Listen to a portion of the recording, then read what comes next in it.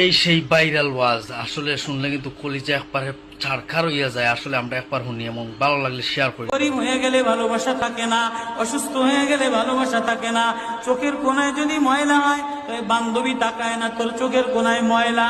নাকের কোনায় যদি ময়লা হয় তো বন্ধু বান্ধবে তাকায় না।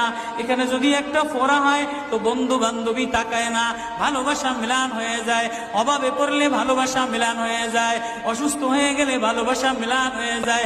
আল্লাহ বলে আমার কোনো অসুস্থ, আমার কোনো অসহায় গোলাম জামা ময়লা হয়ে গেছে, চাদর ময়লা হয়ে গেছে, হাসপাতালের কোনায় হাসপাতালের ফ্লোরের মধ্যে পড়া, গার মধ্যে ঘা দিয়া ভরা, লিভার নষ্ট হয়ে গেছে, দুর্বল হয়ে গেছে।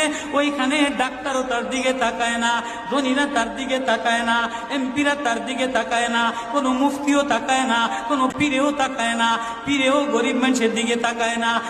এই সেই ভাইরাল ওয়াজ আসলে